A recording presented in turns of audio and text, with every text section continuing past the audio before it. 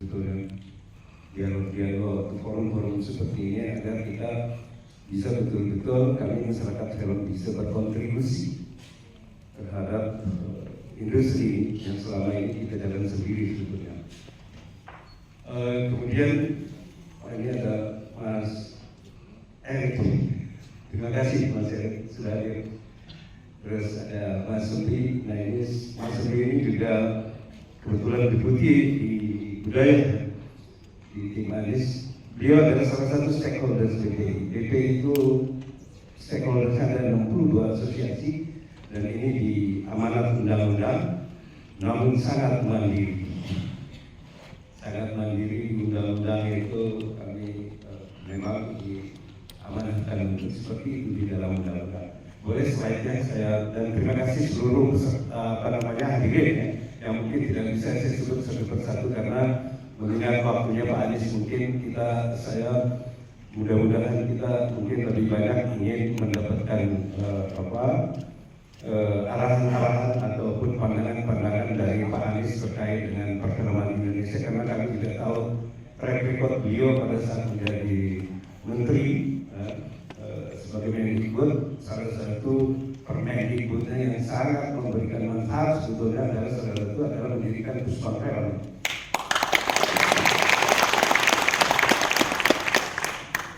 Salah satu yang kami sampaikan bahwa Pusbang Film, saya kebetulan menjadi salah satu lead untuk merevitalisasi beberapa sekolah SMK.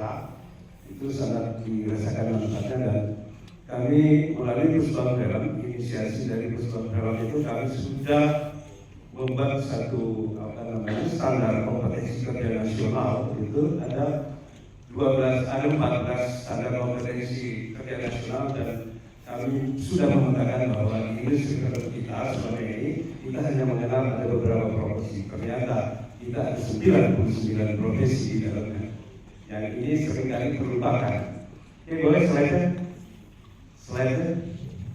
Saya ingin memaparkan sedikit temuan-temuan kami pada saat kemarin 2023 di bulan Maret pada saat Hari Film Nasional.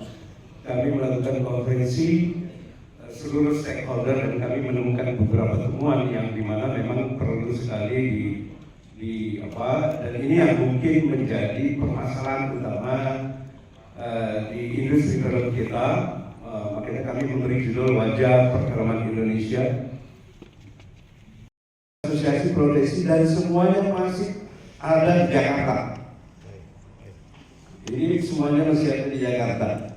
Oke, naik langsung ke yang slide keduanya. Ini slide kedua lagi di atas. Tolong, ini landscape-nya. Tolong naik. Mana?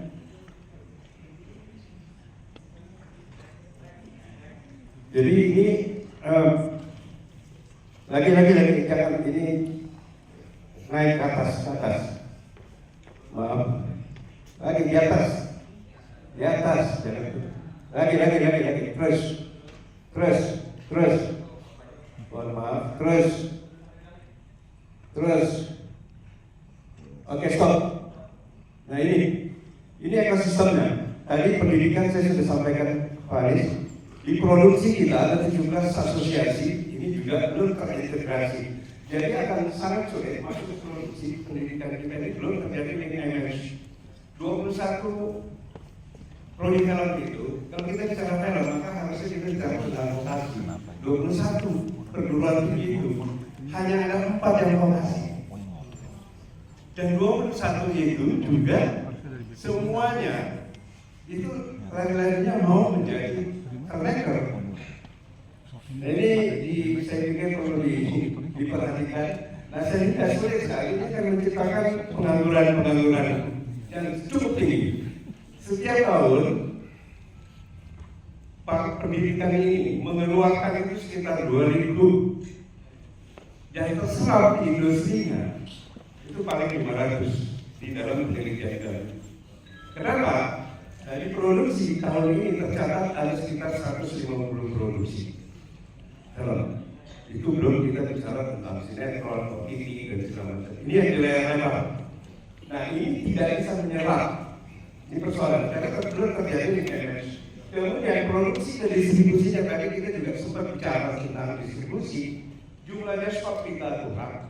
Menurut penelitian kami, insya Allah besok 1 Desember kami akan merilis satu penelitian dengan UI bagaimana industri dampak industri ini terhadap PDB kita. Insya Allah Desember 1 baru kami launching.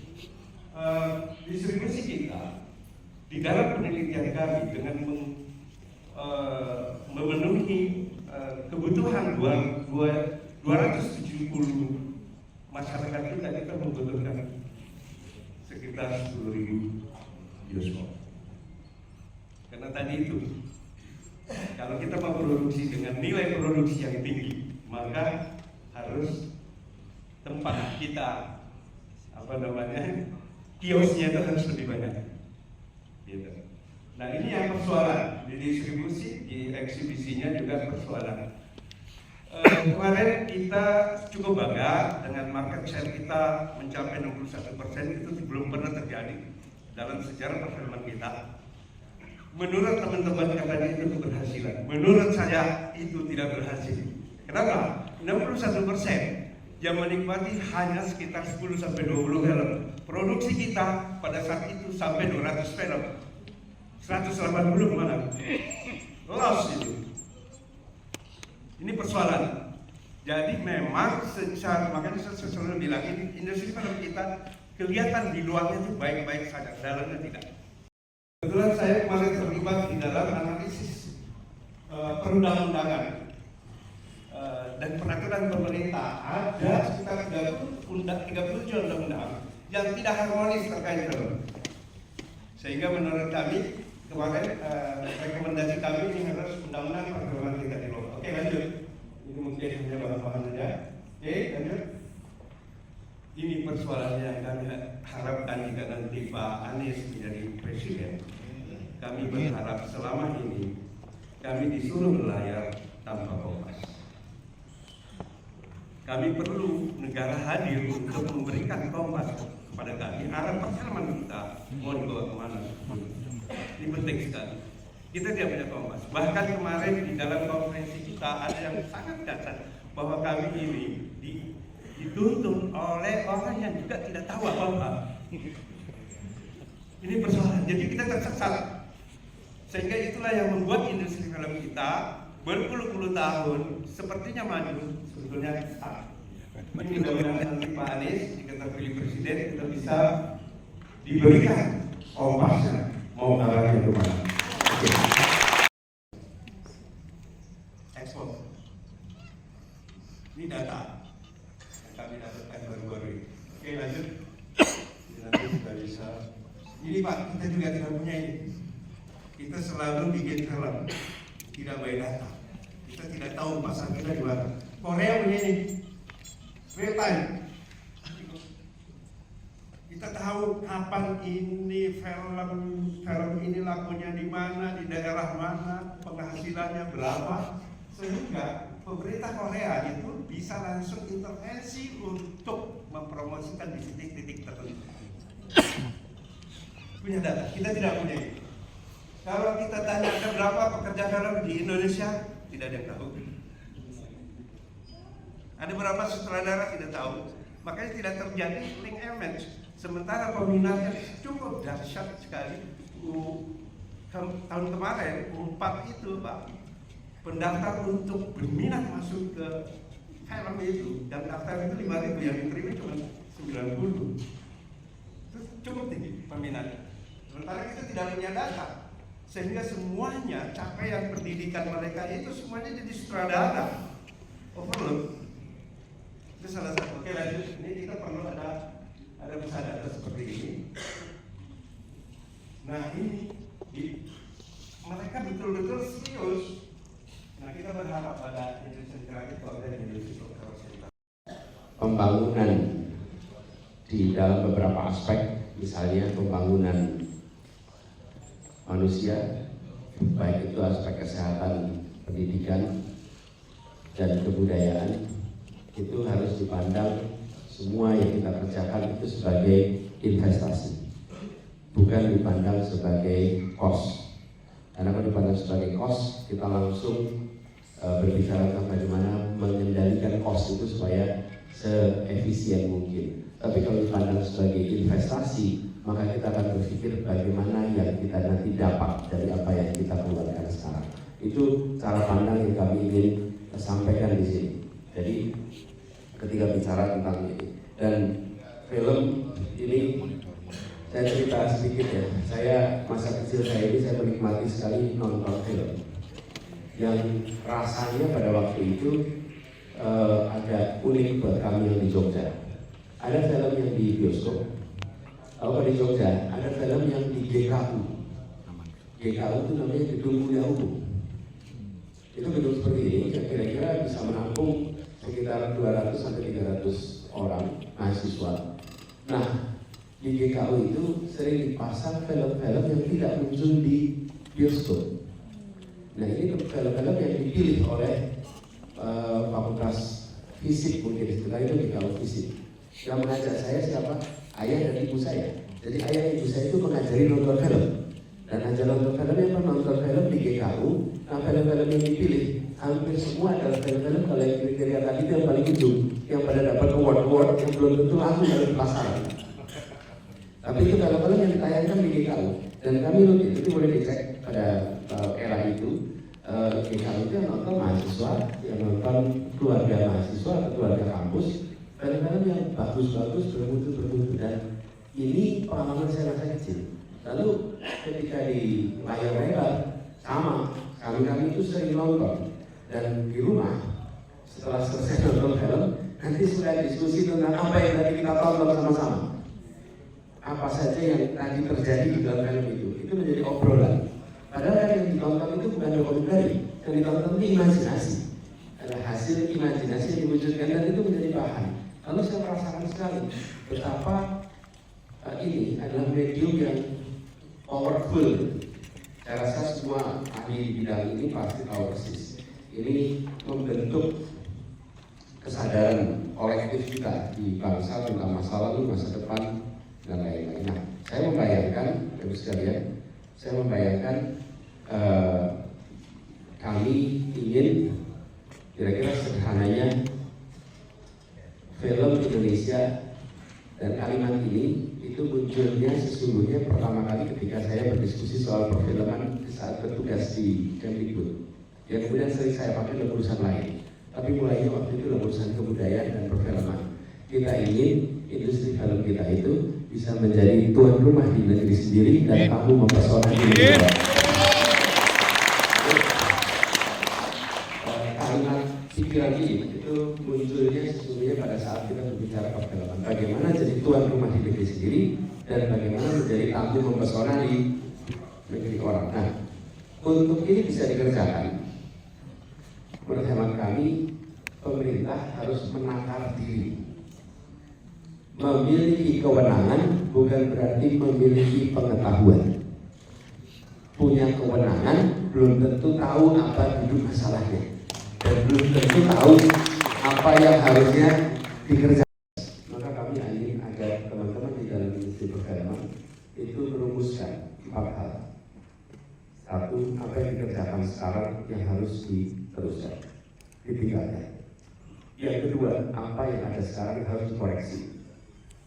Koreksi. Yang ketiga, apa hal yang harus dihentikan dari kita kerjakan sekarang, yang bikin repot, yang bikin rumit, yang mengganggu, regulasi yang luar biasa efektif dalam menghambat dunia film. Yang keempat, ada hal baru apa yang harus kita kerjakan supaya ekosistemnya sehat. Nah, kami lihat kenapa fokusnya pada ekosistem, karena ini adalah industri kreatif yang dibutuhkan ekosistem yang sehat. Kalau ekosistemnya sehat, maka semua pelaku yang ada di dalam industri ini akan bisa tumbuh dengan baik. Nah, tugas negara itu membangun ekosistem yang sehat, menyiapkan ekosistem yang sehat, bibit yang baik. Ini kadang-kadang pakai istilah ekosistem. Ekosistem ini kan istilah yang biasa dipakai dalam biologi sebetulnya. Ekosistemnya kira-kira begini: bibit yang bagus, perlu tanah yang subur, lalu bisa tumbuh. Tapi dia tidak akan tumbuh dengan baik kalau iklimnya tidak sehat. Iklim cuacanya nggak baik. Bibitnya di mana? Bibitnya di rumah, bibitnya di sekolah. Nah itu pendidikan vokasi perlu ada. Kemudian tanahnya di mana? Nah ini tanahnya tempat kegiatan produksi, unit-unitnya, unit usahanya. Itu adalah production house-nya, itu tanahnya yang lebih tumbuh. Lalu iklimnya di mana? Nah iklimnya adalah regulasi yang bisa membuat tanah itu makin subur. Bagaimana financing dibuat regulasinya agar bisa dapat permodalan yang cukup. Bagaimana financing untuk bisa membangun layar yang banyak di mana-mana. Itu semuanya sifatnya pada cuaca. Jadi saya membayangkan sekalian di dalam urusan ini kita ingin duduk melihat apa yang dibutuhkan lalu negara invest.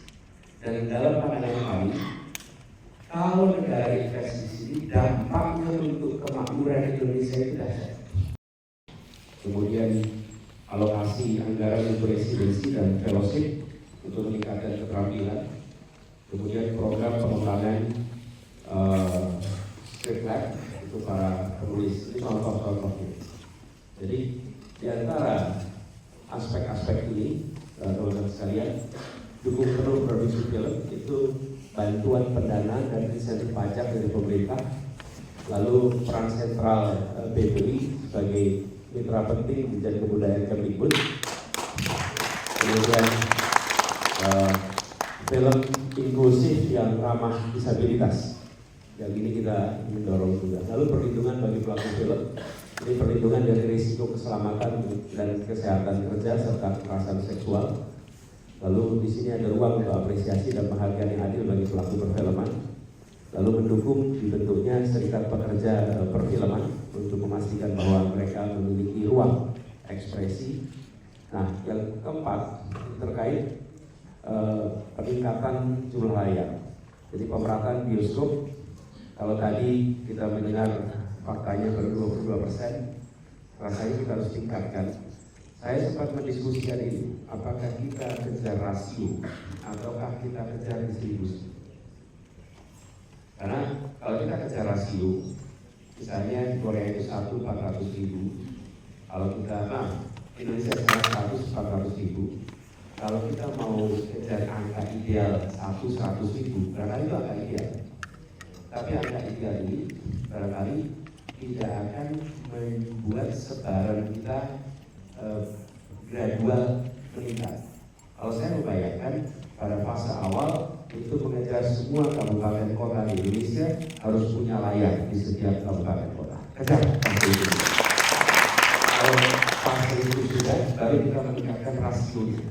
Jadi yang satu adalah distribusinya, baru yang kedua rasionya. Karena kalau kita kejar rasionya, saya khawatir nanti kita akan fokus di tempat-tempat yang banyak penduduk. Yang kurang penduduknya mungkin tidak akan lewat. Sementara begitu kita bisa memperhitungkan dari distribusi negara kepulauan dan dari distribusi benar, maka kedepannya peningkatan jauh lebih baik. Nah, kemudian pusat-pusat sinema tadi sempat ditunjukkan juga di beberapa wilayah. Kami termasuk yang model setuju dengan itu, daripada satu yang difokuskan, lebih baik kita kembangkan di berbagai tempat supaya secara geografis pun lebih mudah untuk dijangkau. Lalu festival-festival film itu harus difasilitasi oleh negara, khususnya festival film. Jadi kita akan punya standar yang lebih tinggi dan alokasi anggaran yang diberikan itu harus cukup di sini. Lalu yang kelima terkait perkuatan data dan data hukum dan regulasi. Di antaranya adalah perbaikan dan integrasi data lintas instansi. Ini problem utama di Indonesia. Bagaimana Indonesia itu adalah kita memiliki banyak sekali data, tapi datanya tidak ngobrol satu sama lain. Kenapa tuh Mas? Datanya tidak ngobrol sama lain. Satu sendiri. Jangankan sebangsa. Saya pernah kali di dunia itu udah berikan. Ini serius, ini tidak. Ini tidak.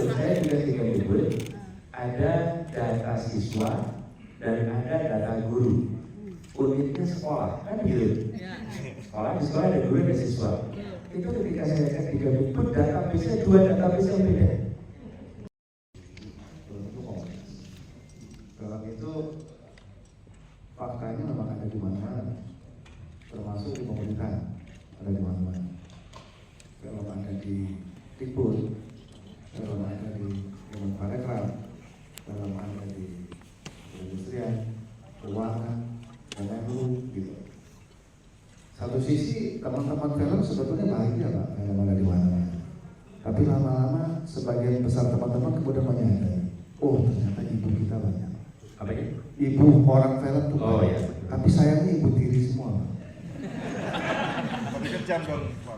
Iya, tanpa mereduksi kasih sayang ibu tiri juga ada pasti. Gitu.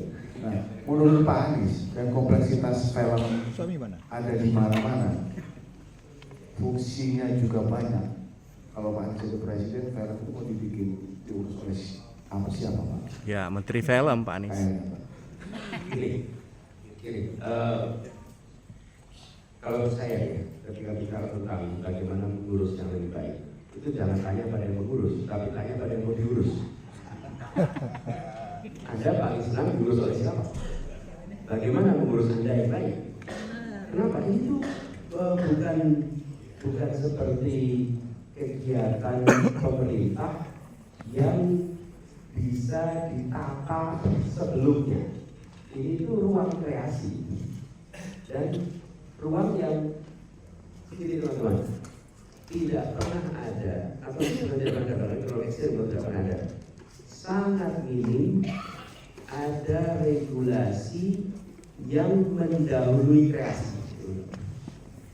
Coba kalau bisa kasih contoh saya, regulasi yang mendahului kreasi. Hampir semua kreasi itu muncul lebih awal dari regulasi. Hampir semua. Dan regulasi itu selalu terlambat dibandingkan kreasi. Nah, untuk industri yang penuh dengan kreasi, jangan dibuat tempat yang membuat kaku. Justru membuat kreativitas itu bisa muncul. Jadi kalau dipandang lebih baik single body, maka sepakati single body itu apa, lalu peran negara lewat itu. Dulu ketika saya tugas di Kemdikbud, kami untuk mengalokasikan anggaran untuk membuat itu bisa berperan, kami buatkan badan itu. Tapi badan itu bukan menjadi yang menyelenggarakan semuanya. Badan itu yang mendukung semua. Lalu yang kedua, jadi teman-teman, itu kira-kira. Lalu apakah nanti bentuknya badan, apakah nanti bentuknya kementerian, itu wadah.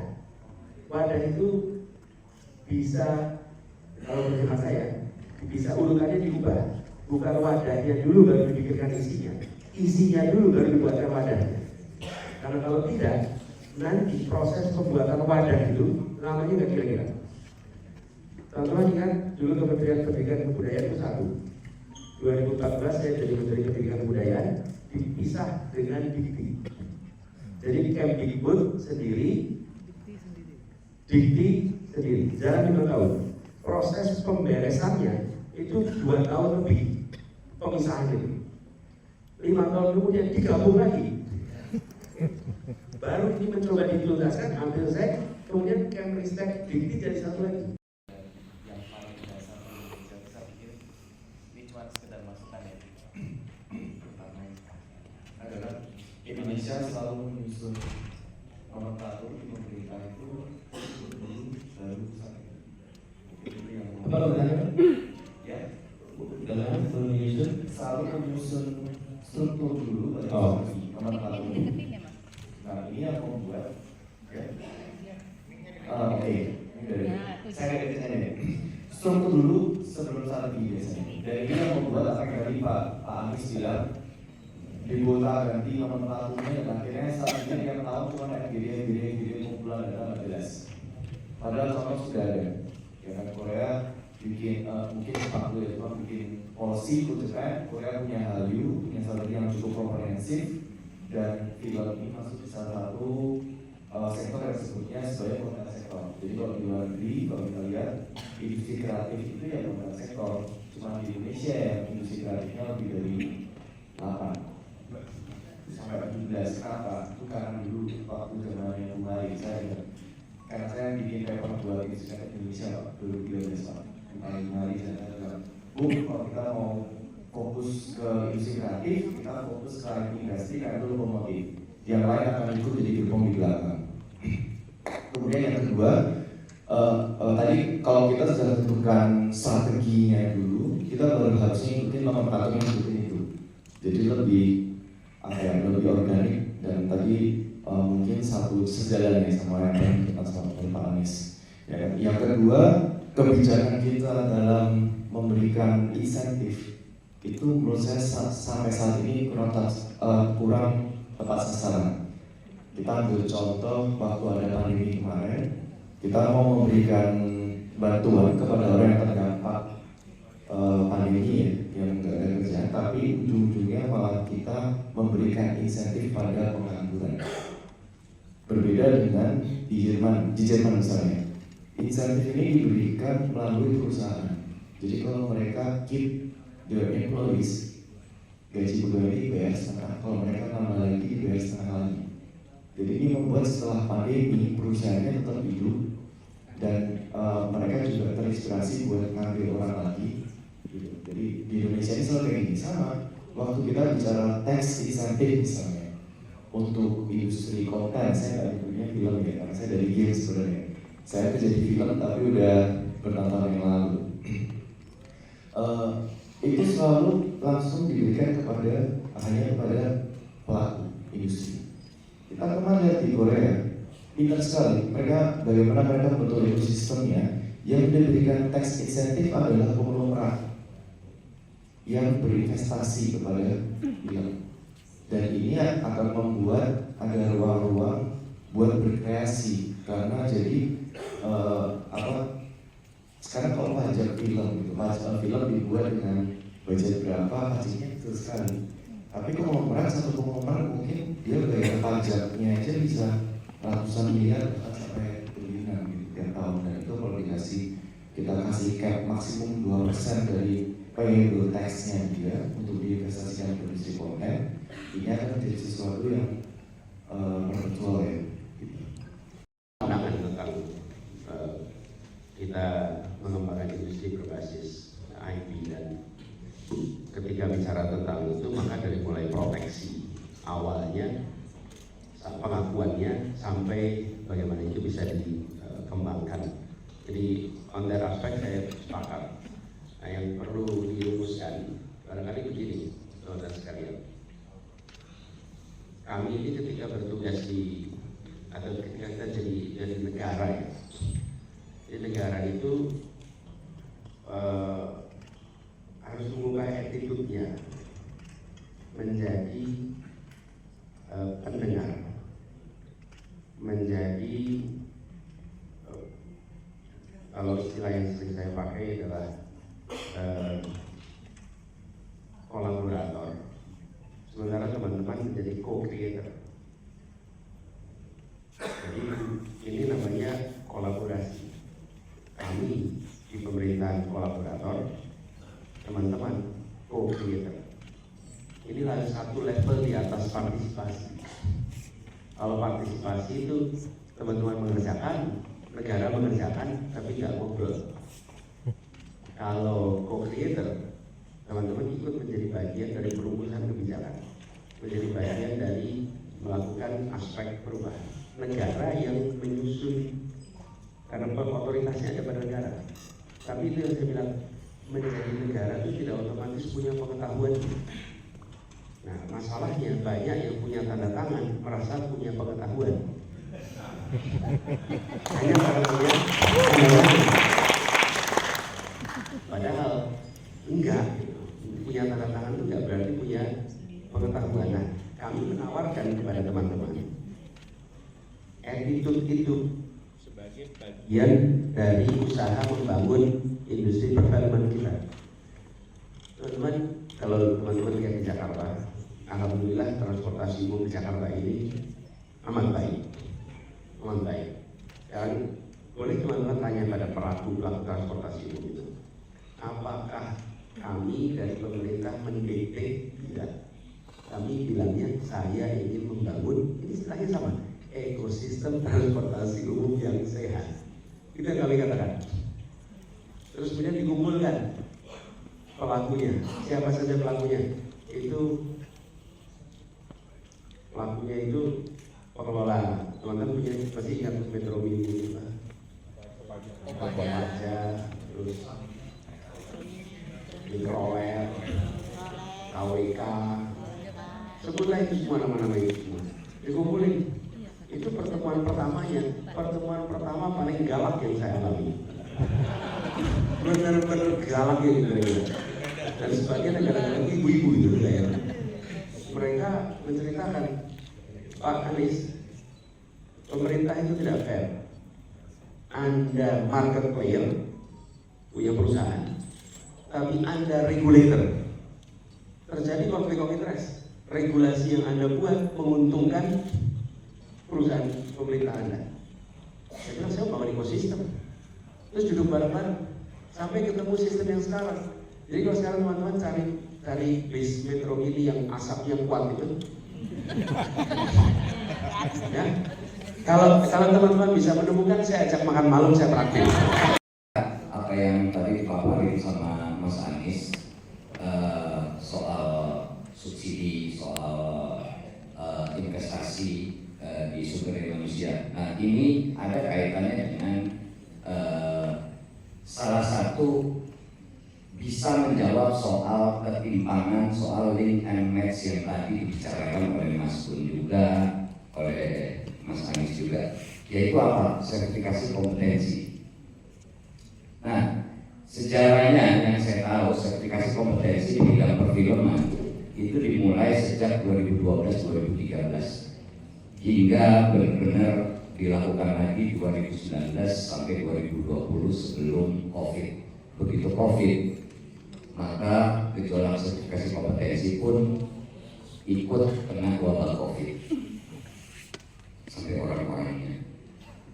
Dan bagaimana kita mensosialisasikan sertifikasi kompetensi kepada pelaku industri di perfilman, di perfilman Indonesia itu jadi pasang naik dan pasang surut, Mas Anies. Kenapa? Karena ini barang baru, di mana fungsi sertifikasi kompetensi itu kan bukan hanya melindungi kita sebagai pekerja, tapi juga melindungi warga negara Indonesia dari pekerja luar, kan begitu ya? Artinya harus disertifikasi. Kenapa? Karena kalau kita bikin film di luar negeri, kita juga ditanya sertifikasi kompetensi kita. Kalau enggak, lo nggak bisa kerja di sini. Kira-kira gitu.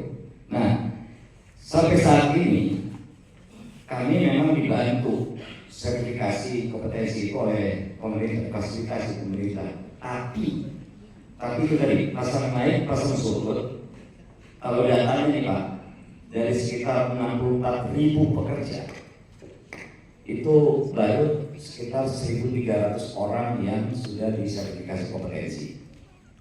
Dan memang karena ini barang baru, akhirnya kan juga mempertanyakan apa sih fungsi sertifikasi kompetensi dari pelaku pekerja industri film dan televisi di Indonesia. Kami nggak sungkan-sungkan untuk menjelaskan apa fungsinya. Nah, keinginan kami sih Pak sebenarnya, yuk kita push sertifikasi kompetensi ini.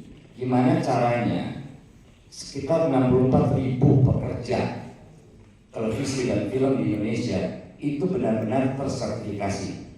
Mungkin juga termasuk ke pengajar, dosen, SMK, guru SMK dan seterusnya, supaya ini terjadi link and match. Lalu yang kedua adalah regulasinya Pak.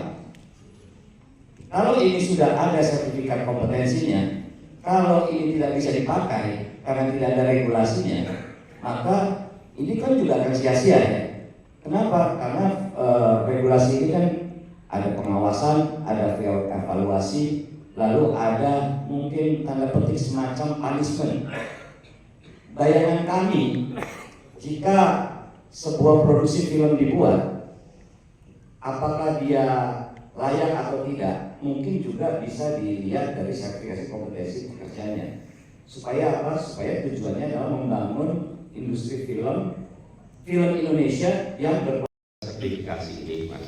Nah, yang perlu kita sampaikan begini,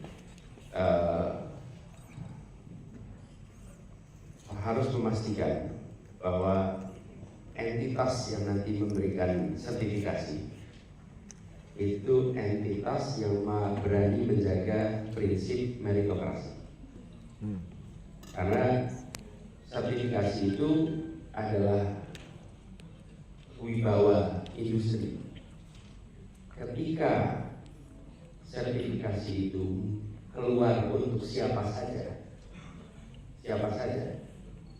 tanpa keseriusan soal merit, maka dia tidak lagi berwibawa, dan itu akan berpengaruh pada nama baik kita. Jadi ini kami temukan ketika kita berbicara tentang ijazah. Ijazah itu kan sebetulnya sertifikasi, bahwa dengan diberikan ijazah maka dia bisa dikatakan sudah memenuhi persyaratan kompetensi ABCDFG. Nah, kita sekarang sering menemukan situasi di mana private sector itu terima ijazah tapi tidak langsung mau diterima, diuji dulu nih anak, diuji dulu, dites dulu. Kenapa? Karena dia tidak percaya pada selembar ijazahnya. Palsu. Asli ijazahnya. Palsu.